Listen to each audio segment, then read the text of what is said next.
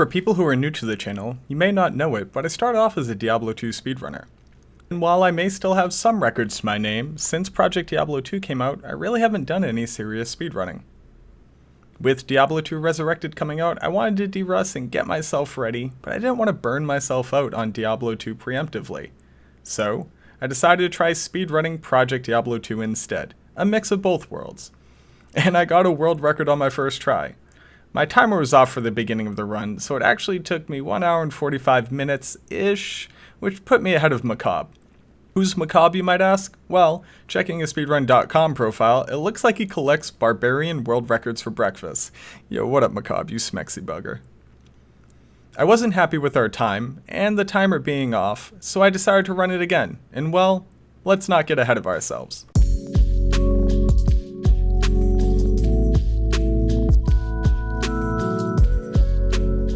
In the LOD run, you need 3 rune words minimum to have a good shot at a time.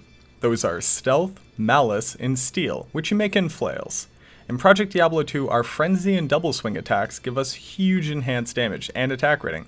So it turns out these 2 rune words aren't a necessity. On top of that, Stealth is nerfed, so you don't get as much speed out of it like in LOD. But Frenzy gives a massive amount of run speed, so we're going to max this and hope for the best. The runes we want are Tal Eth, Ith El Eth, and Tyr El, and maybe a couple Ral runes for fire resistance. After our Countess runs, here were our drops. Tal Tyr El, Tal Tal Tal, and a single Eth. So now we at least have enough to make a Stealth, a Steel weapon which will give us a lot of attack speed, and 3 Tal runes for the classic triple Tal Flail.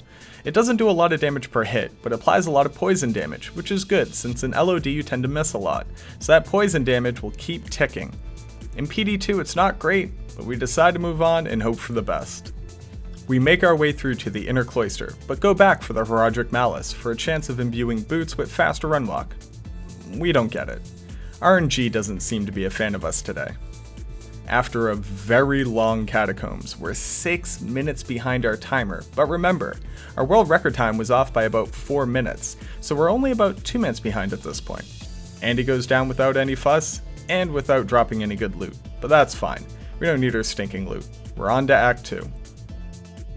In Act 2, we get the cube, make our Steel rune word, but we hold off on the triple Tau flail.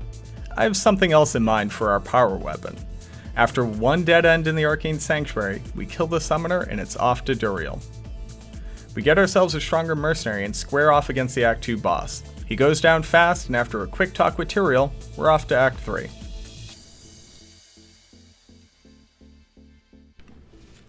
In Act 3, we get a Great Marsh skip on the last possible tile of the Spider Force, but we'll take it.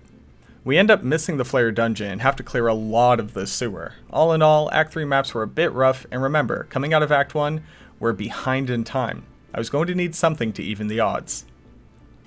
Remember how I said we needed a power weapon, and that in Project Diablo 2 you get a ton of enhanced damage on Frenzy and Double Swing? Well, in Act 3 at level 20, Hrotley can sell you Warhammers. Now, a Warhammer has a minimum damage swing of 22. Compared to the flail's 1. That's right, 1 damage. With nearly 300 enhanced damage from our skills, our minimum damage alone goes from about 3 damage to more than 50, and that's just the minimum.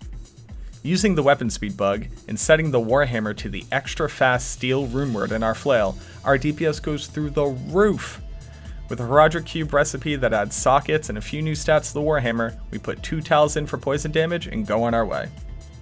Mephisto goes down easy, even without our mercenaries' extra damage.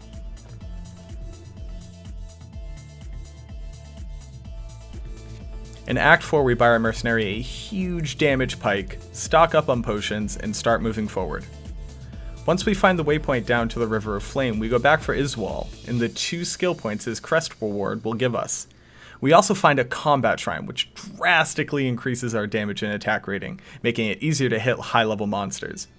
As long as we don't save and exit, that will respawn every 5 minutes, meaning that we can use on Diablo, the Ancients, and Baal as well. Since in Project Diablo 2, curses don't remove any shrines you have active. Once inside the Chaos Sanctuary, we easily knock down the 3 seal bosses, get our combat shrine, and smack Diablo down on his big demon butt. Act 5 is simple.